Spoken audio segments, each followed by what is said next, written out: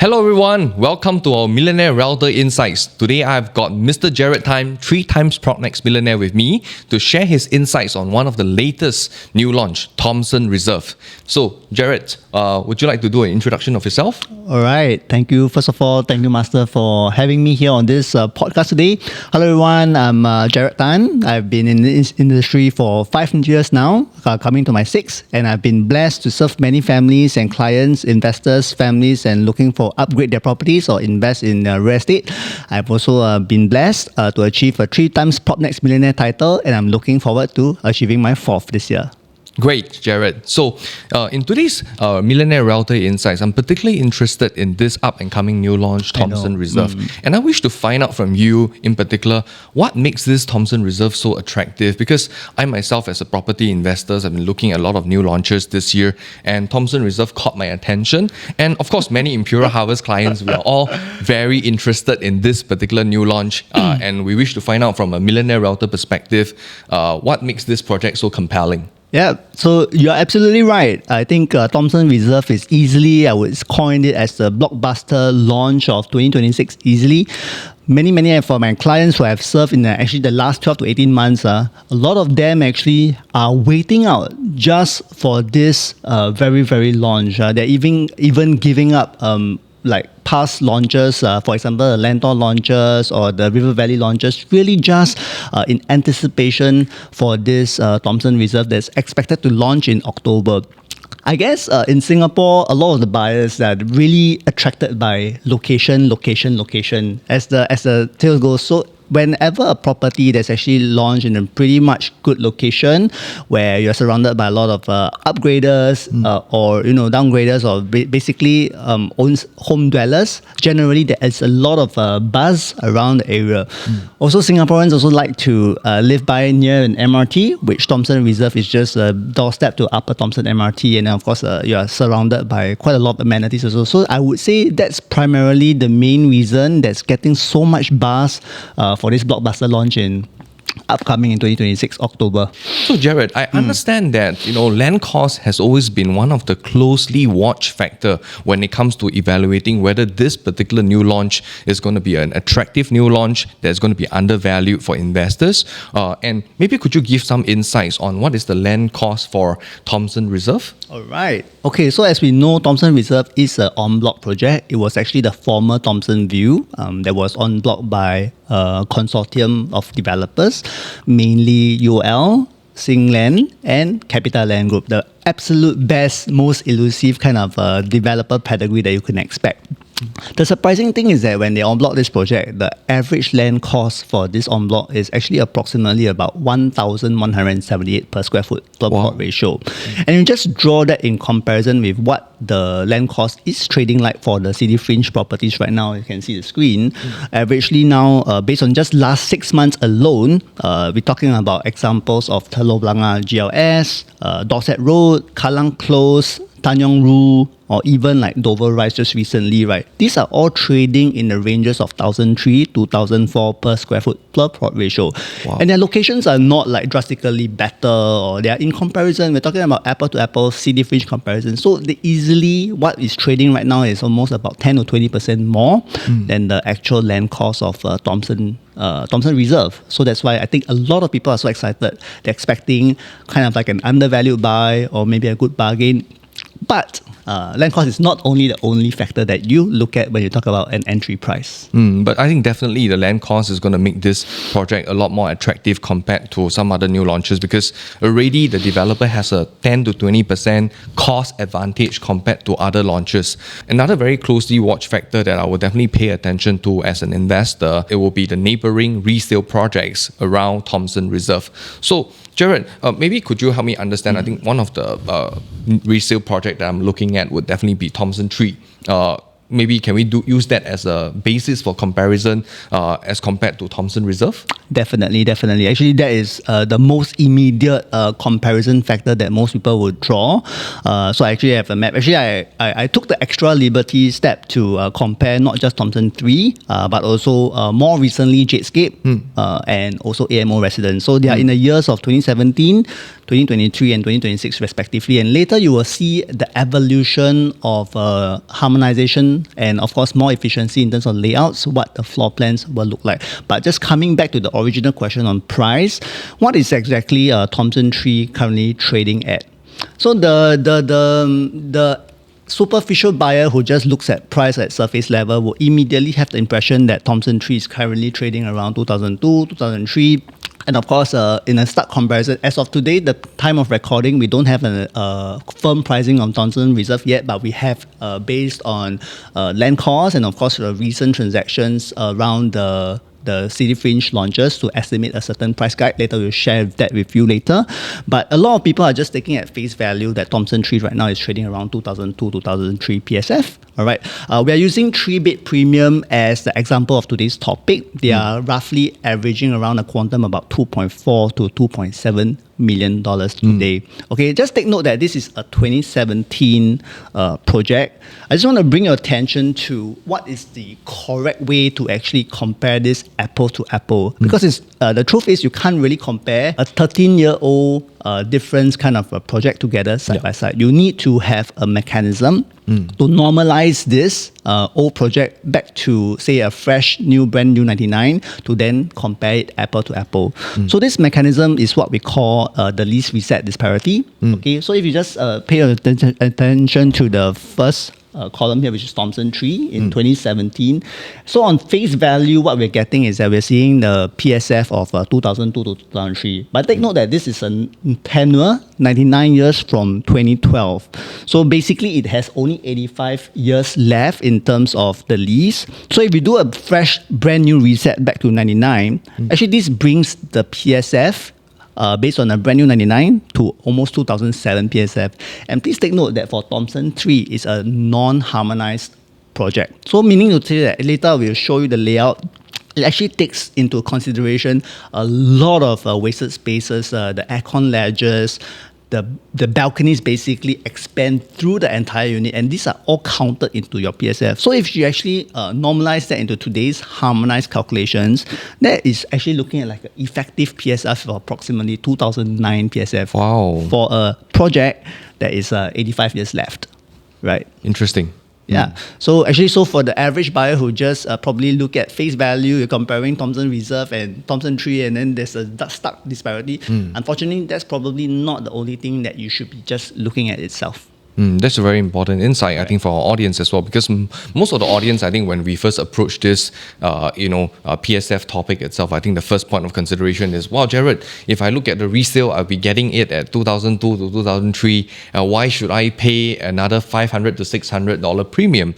And I think when we apply this list reset concept, then it's very illuminating that actually for Thomson Reserve, the audience is actually paying a very, very fair price for a brand new project. Correct. And later on, maybe towards the end of the podcast, we also touch on what the relevance is by buying an updated layout, updated design. You realize that you are a little bit more future-proof when you talk about exit strategy. You are definitely more robust in terms of how you choose your buyer pool audience next time. They are more assured to be buying an updated design. So many buyers that I serve today, they have this special requirement that having an updated layout that's future-proof, that's really have a wider audience when they exit next time is very important. So that's why some of the projects, even though they're cheaper in terms of face value PSF, but they may not have the same exitability as what the newer projects have. I think definitely as an investor, if I look at Thomson 3, if I'm paying for so much wasted space, and as we all know, balcony is less relevant in today's living context, and especially when you have a balcony that stretches across the entire unit stack, that makes it altogether, less relevant for today's buyer context. What about Jetscape? Because I understand Jetscape is also another blockbuster project that made a lot of investors a lot of money, and I think even till today, we still got a lot of investors who are also looking at Jetscape, as a potential project. Yeah, Jetscape is one of the biggest behemoth property in District 20, I would say. But maybe allow me to just rewind a little bit back into the whole District 20 landscape. We need to recognize that, yes, there are these few resale properties like Thomson 3, Jetscape, and even EMO Residence. But actually a lot of buyers, before they even consider either of these three projects, I think we need to recognize that District 20 is also enclave of all the good schools, and people want to get into these good schools. That's why they want to be in this district. But there's one thing that you may not necessarily know, that actually these 3 different properties, right, are 1 kilometer of different schools. Okay, let's take for example, for Thomson 3, it's actually 1 kilometer of Aitong only. All right, so meaning to say that if you want to put your kid to a Catholic high or St. Nick's, Thomson 3 wouldn't be the default decision to go to. So actually, the reason why I'm bringing this to you is because some parents, right, they are coming to this area in hoping to put their kid into a specific school. Okay, so like Jadescape is 1 kilometer of Catholic high, but not 1 kilometer of Aitong or St. Nick's. Whereas for AMO, it's actually within 1 kilometer of Aitong and St. Nick's. And it's important to know this because for this District 20, if you look at the top 3 popular schools, based on 2025's ballot history, based on Phase 2B, which is those who go through parent volunteering, and Phase 2C who have no privilege at all, they all non-negotiable, they all need within 1 kilometer to even have a chance to ballot for the school. The reason why I'm bringing this to you is because if you are not out within 1 kilometer, then actually there is no chance to even talk about considering an entry to the school. So of course, assuming if you are watching this video today and a school factor is important to you, then of course your choices will be heavily skewed towards which property will be skewed towards within 1 kilometer of the desired school that you hope to put your kids into. But let's assume that that is no longer your order of importance. Then let's talk a little about price of Jadescape. Okay, so thank you for that. So for Jadescape, it's actually a project in 2023. Okay, again, for similar context, we use the 3-bedroom premium as comparison. Okay, we use the price quantum as well as PSF. And it's really heartening to know that today in the Jadescape resale environment, we are talking about a PSF that's trading consecutively between 2005 to 2006 PSF. And we're talking about quantums of about 2.7 mil to 3 mil. And let's again, using the same concept here of the lease reset disparity, for Jadescape, it's actually a project that's 99 years from 2018. So what that means is that actually it's only left 91 years. So again, we're using the same calculation that we want to bring this back to brand new 99. And we also want to talk about harmonization to also bring this back to the same apple-to-apple comparison. We realized that we're actually looking at a reset PSF of 3,000 PSF harmonized. Oh, harmonized. Yeah. Because this is a pre-harmonized project, right? Correct. And later I'll just show you, actually I can show you now, for the floor plans. So I have actually Thomson 3 and Jadescape just side by side. And you realize that I have also taken the liberty to circle especially the wasted spaces. So earlier, just now I mentioned Thomson 3. Can you take a look at the balcony that extends all the way from the master bedroom to the bedroom 2 and then to the living? So that's really a huge wasted space that's really not usable because if you look at the shape of the balcony, you can't really put a dining table, to be honest. Okay, and then if you look at the entrance and then with the aircon ledges as well, there's a very weird entrance diagonal corner. I'm very sure that's also not very feng shui friendly also, right, Master David? Yeah. I think generally speaking, we also would not prefer to have something like this as well because from the feng shui perspective, you know, especially when you have a crooked entrance, you know, it also disrupts the energy of the qi flow. And of course, from the xuan guan perspective, this is also not a kind of xuan guan that can help to retain energy flow as well. I mean, which is also one of the things that usually as a feng shui master, when we evaluate, you know, feng shui layout for our clients, we pay a lot of attention to such factors. And I think another very important thing why, you know, I think even personally as a property investors, I would not want to go for, you know, Thomson 3 myself because when I buy into this project, I know that I will be getting myself into a lot of wasted spaces. I mean, gone are the days that people dream of having like alfresco dining at the balcony, and you realize that in this case, this is not really that practical. The amount of usable space that you actually get effectively is no different from, you will get a lot better from more relevant layouts. And okay, looking at the Jadescape layout, you realize that last time, I don't know why it's a very popular thing to also have double balconies. So there's also a balcony at the master bedroom also. And the aircon ledges, right, is as big as like a bedroom size last time. So all these spaces really add into the square foot that you're actually paying for. So effectively, what you're getting is a lot lesser. So that's why it's so important important to really compare things apple to apple. In today's context, with more relevant layouts, more efficient layouts, you're actually paying for exactly what you get. So if you're comparing effective PSF-wise, you'll be surprised that at face value, you think you're overpaying, or wow, 2,700 to 3,000 PSF, but actually, guess what? In the resale market, if you're looking at it from this lens, you are actually getting quite a good PSF entry for the newer ones today. In fact, I would dare to say that, if Thomson Reserve is launched between 2007 to 3000, wow, we'll be getting a lot of value for money, because effectively you're paying for a 2017 or a 2023 That's right. kind of price point, right, for a 2026 new launch, which is what makes it even more exciting for investors. That's right. Maybe we can take this opportunity to also talk about the potential price prediction for Thomson Reserve. At this moment in time of recording, and there's not much information, especially in terms of official pricing. All right. There's also no floor plans being given. So actually, what we're doing here is we're using relevant examples to kind of like extrapolate what potentially Thomson Reserve will look like.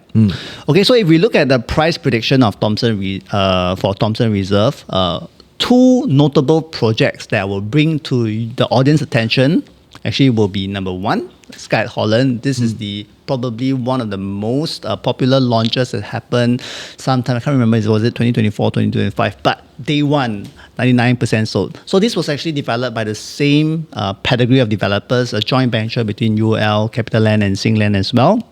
Okay, and so they were averaging about 2,953 PSF. Also in the outskirts, in the far east Tampines, Parktown Residence, same developer consortium, also mega development, 1041 units. They also achieved an average price of 2,360 PSF. So why I'm bringing this to your attention is because I want to take a look at this land bid analysis which I've prepared. Okay, I just want to bring your attention to, yes, so for the outskirts, naturally your land cost is cheaper, but we want to take a look at what the break even for the developer is and what was average price that hit the headline, to then determine what was the average margin that the developers normally make for a harmonized project. Again, I emphasize that these two are very relevant because number one, they're same developers, so it's very likely that the same margin analysis would be similar. Number two, these two are all harmonized projects, so it's also very relevant to make this extrapolation to what Thomson Reserve will look like. So based on average margin of say around 30 to 40%, it's also safe to then draw the same comparison to Thomson Reserve. So as just now I mentioned earlier in this podcast, the land cost of Thomson Reserve is actually 1178 per PSF PPR. The break even for this Thomson Reserve is estimated to be about 2,000 per square foot per plot ratio, with a 40% margin. Where we'll be landing an average price is approximately about 2.8 PSF, but naturally, of course, there will be a mixture of low floors to high floors. So I would say that a good range to estimate Thomson View's pricing would be about 2,007 to 3,000 PSF. Right, so it's pretty close to what your prediction is. Wow, I think that will be a very attractive price point, because when we do all the lease reset analysis, audience will realize that this is actually comparable to Jadescape, comparable to EMO Residences, or even Thomson Tree, after considering the harmonization effect. And this would make this project particularly attractive because developer has gotten the land at a very attractive price, and also given the developer's track record of quality and premium finishing, it would also inspire more confidence, right, in investors when it comes to acquiring a project like this for investment. That's right. I think Singaporeans are also, they are very gravitated towards the reputation of developers. So whenever a project is being developed by a renowned one, they definitely a lot more interest. So look forward to, what are the new designs or the updated designs. They always, they always catch the consumer's attention, that's for sure. So Jared, educate me on this. What other factors that I should also be paying attention to, especially coming from your perspective as a 3 times PropNex Millionaire? What other factors should I be considering when I looked at Thomson Reserve as an investor? Okay, I always, when we talk about investment, right, so we take a way about the emotions first. Okay, I always encourage my buyers, if you're really looking at investment, one thing for sure is you need to know what your time horizon is, because I'm very sure that this is not a property that most investors will hold forever. Okay, we need to decouple that mindset of this is going to be like I will hold forever. So there will become a point that you need to think about exit, right? Whether is it an exit 4 years later, whether it's an exit 10 years later, you always need to think about who your future buyer is going to be. I'm just going to emphasize again the point of how relevant layouts are in today's market. It's all about layouts, and it's all about what your exit price is going to be in terms of an investor point of view, not so much of location.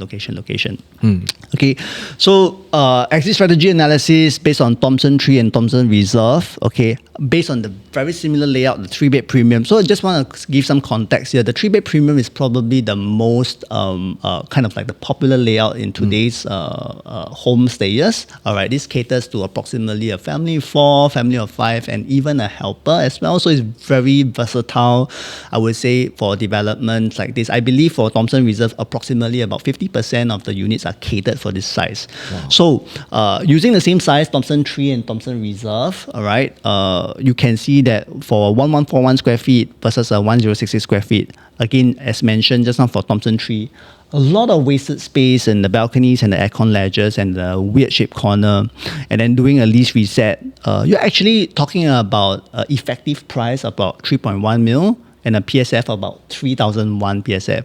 Now look, if you're actually entering, say, at a mid-tier price matrix of an estimate of about 2.8, for example, you're easily buying into 200K cheaper into a project that is, say, 13 years older than you. And to me, that is a very important factor because I want to bring to your attention here the concept of GFA harmonization. Today, what we're seeing with GFA harmonization is you're actually allowing to buy a brand new product that is the same pricing as something that's 7 years ago. So Master, let me ask you a question. Let's say today if iPhone 14 and iPhone 17 were the same price, in terms of exit strategy, which one will you buy? Definitely the latest iPhone. I think Jared, this analogy is really good because I think the same thing is also happening, in the stock market as well. Because when investors look at, investment as a whole, we look at both the stock market as well as the real estate market. Now imagine if today, Microsoft is trading at a 40% discount from the all-time high, then we would naturally know that, wow, this is the best time to enter. Now, when it comes to real estate itself, I believe that the reason why developer has an advantage to present and to price their new launch at such an attractive price is because they had the chance to buy an en-bloc project at a discount. Because if I remember correctly, before Thomson Reserve is being acquired, they actually tried to get en-bloc 5 times. 5 times, yeah. And 5 times it has failed until the most recent years when it decided to give a discount. When the owners collectively decided to give an 11% discount, 12% discount, then finally it got sold to a consortium. Because when we are talking about a project of this kind of a land size itself, right? Naturally, not many developer would have the financial power to acquire this. And when a developer of this pedigree, come in, we all know that, hey, definitely, this project has a lot of potential because no one would pay 810 million, right, inclusive of land betterment charge and lease top up if the land has no potential. So I believe that this time around, what Thomson Reserve present to investors of today's market is an exclusive, a very rare opportunity to enter a very highly sought after residential project at a price point that is irresistible to many investors. Exactly. I think you hit the spot. You hit the nail at the head. You hit the nail on the head. Because it's no doubt that the viewers out there already know the DNA of the project is good, right? Good potential, good location and all that sort of stuff. But what is really rare is you are not having to pay a premium for this good DNA. With good DNA projects, good location, good MRT, you always end up having to pay a premium and then you just pray that hopefully you still make money, right? But for these instances for Thomson Reserve, based on the price analysis and floor plan analysis, what we're saying is that you're buying into a good DNA at a price That is yesterday's pricing, number one. You're supported by the downside protection from your resale market because we've just analyzed the floor plans as well. And then, of course, you're supported by the developer pedigree that eventually will also give you that, exit strategy assurance as well. Bring your attention to the URA policies over time that really affects developers' net profit. So last time back in the days, right, later I'll show you some examples. URA's policies change over time. And guess what? They change for the better of you, the consumer who is looking to buy a property. So last time we realized that it all starts all from 2008 where there's so many floor plans with bay windows, planter boxes, developers really capitalizing, monetizing all these layouts because they are effectively not billable to them, but they charge you for those spaces. And of course, over time, we see a reduction of that, but there was still also a lot of big balconies, big PES. So this is really the evolution of URA policies. And of course, most recently in 2022, we are now seeing the very good implementation with the GFA harmonization. So you can see the pre and the post harmonization, so many things have changed over time. So what that really means for you in District 20 is that last time you see like Flame Tree Park all the way in 1989. Some people will still argue with me and say, oh, it's freehold, so therefore it should be a good buy, etc., etc. But if you think about it in terms of layout efficiency based on today's needs of families, an off-shade layout like that, actually a lot of buyers I've served today on the ground, they are not attracted to such layouts anymore. And today, freehold is more of a want rather than a need. A lot of the requirements today from buyers, they're focusing on actual needs, right? They need about livability, their budget constraint, they cannot buy too big houses, they need efficiency in terms of whatever they're paying for. So evolution of the floor plans over time have continuously improved year after year. Okay, and of course, the question to you is that if you're an investor looking to invest, should you buy something in the really outdated design or something a little bit more relevant which has a longer runway? Think about why you want to go back to the history and buy something of the past, because these URA policies help consumers to really benefit rather than the developers. They keep up with times with better layout efficiency and also site plan efficiency. You're getting a lot more value for your money and paying for actual space. And last but not least, I think, again, an updated design caters to a really stronger and more robust exit strategy. Yeah. Wow. Jared, this is very insightful to see the evolution of how URA policies has been always improving to benefit consumers and investors like myself. So Jared, I understand as a 3 times PropNex Millionaire, you definitely have your own proprietary method when it comes to evaluating a project like Thomson Reserve. So could you share more on your proprietary framework and method? Okay, so again, for me, based on my framework, how I identify properties for my clients, I always adopt a 3P framework. Okay, I keep things simple, nothing fancy. All right, 3P. You might be wondering what the 3P is. Is first P, most important P that before you buy any property is really the price. Okay, price. Because if you're talking about investment, you talk about exit. The price differential between your sell and buy, the potential gain is really dependent on your entry price, and profit is realized at the exit, not at the entry. Okay, so just now based on the price analysis, we have done the comparisons between the resale price disparity. We also have analyzed based on the future land cost for city fringe. We realized that there's also a price protection for your entry price today for Thomson Reserve as well. That's one. The second P of the 3P framework, we talk about position. Position really refers to floor plan protection versus the outdated design that we have seen that gives you a more future-proof bias next time, and also stack analysis. But of course, at the time of recording, we have not really get information on the stack. But when the information is out and you want to have a more deep dive detailed analysis with me, please feel free to reach out. Okay, because certain stacks may be priced at a premium or at a discount that's only prevalent to agents, because we are doing the groundwork, we're doing the detailed analysis, and you as the buyer who's maybe just looking at surface level brochures or ebooks, you may not have that granular detail, which you should if you are kind of like trying to devise your exit strategy. And the last P of the 3P framework is really the plan. When we talk about plan, we talk about the exit strategy again. How today, if you're entering at 2008 PSF, what will your exit look like in terms of 4 years later, 8 years later, down the road. So the 3P framework helps to analyze whether Thomson Reserve is a good buy or not. And based on everything that we have discussed so far, I would say if I were to rank this project from a scale of 1 to 10, I would be leaning towards an 8 to 9. Wow, impressive. Great. Jared, thanks for sharing with me, the audience on the proprietary framework and the very insightful analysis. It really enlightened me on how, this lease reset and also post-harmonization, adjustment made to the price point to this particular project, Thomson Reserve, actually makes a lot of sense, because now as investors, I can finally appreciate why this project, even if it is priced at 3,000 PSF, would have been very attractive, because we are essentially paying for a 2017 or a 2023 project price point, for a 2026 new launch. So I think this is something really exciting. Now, for the audience, Jared has been a client of Imperial Harvest since 2022, and I wanted to also review this surprise to our audience as well. Now, if today any one of the audience watching this video buys Thomson Reserve new launch through my client,